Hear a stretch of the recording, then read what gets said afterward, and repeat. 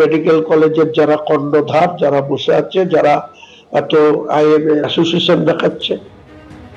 আপনারা শুনলেন বহরমপুর মেডিকেল কলেজের চিকিৎসকদের একেবারে সরাসরি হুঁশিয়ারি দিচ্ছেন তৃণমূল বিধায়ক হুমায়ুন কবির। কিন্তু এটাই তার প্রথম হুঁশিয়ারি নয়। মাত্র কয়েক সপ্তাহ আগে যখন আরজিকর কাণ্ডের পর জুনিয়র ডাক্তাররা আন্দোলন চালাচ্ছেন, সেই সময় একই রকমভাবে তাদের উদ্দেশ্যে হুঁশিয়ারি দিয়েছিলেন।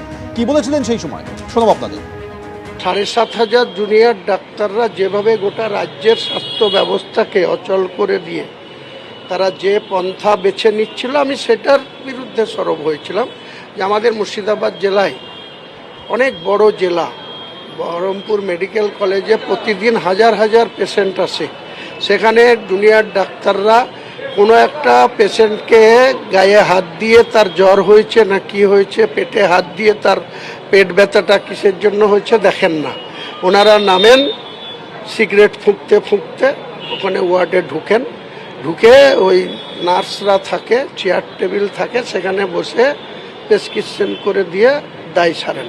আর তিনারা আবার ঠিক করছেন যে আমরা গোটা রাজ্যের স্বাস্থ্য ব্যবস্থায় কে থাকবে, কে কমিশনার থাকবে, কে স্বাস্থ্য সচিব থাকবে। এটা মানা যায় না। ডাক্তারবাবুরা দ্বিতীয় ভগবান বলে মানুষ, তো সেই ভগবানের আচরণ কি করেছেন ওনারা তো যেভাবে ঢাক ঢোল বাজাচ্ছিলেন, নাচছিলেন, ডাম বাজাচ্ছিলেন, আর ওনাদের তো ইলাহি সব খাবার দাবার চলে আসছিল।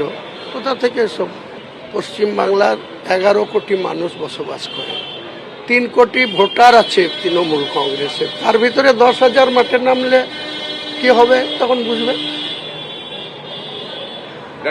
হ্যাঁ, একেবারে সরাসরি আপনাদের শোনালাম হুমায়ুন কবিরের গতকালের মন্তব্য। তিনি বলছেন 3 কোটি ভোটার আছে তৃণমূলের, তার মধ্যে 10,000 মাঠে নামলে কি হবে তখন বুঝবে।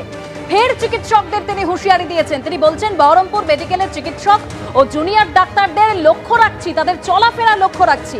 সরকারি বিল্ডিং এ থাকে, ঘুমায়, এসির হাওয়া খায়, সব লক্ষ্য রাখছি। আমার বিরুদ্ধে এফআইআর করেছে, জেল খেটে এসে 50,000 লোক নিয়ে বহরমপুর মেডিকেলে যাব, সব হিসেব বুঝে নেব। হুঁশিয়ারি হুমায়ুন কবিরের।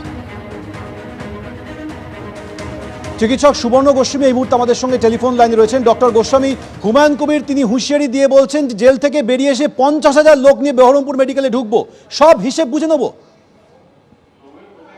একটি সমস্যা যে সমাজ বিরোধীরা যদি হাতে রাখছে, সংসদ বানানো হয়েছে, সংসদে গিয়ে বসছে, বিধানসভায় গিয়ে বসছে, সমাজ বিরোধী ভাষাতেই কথা বলবেন। ওনাকে 50,000 লোক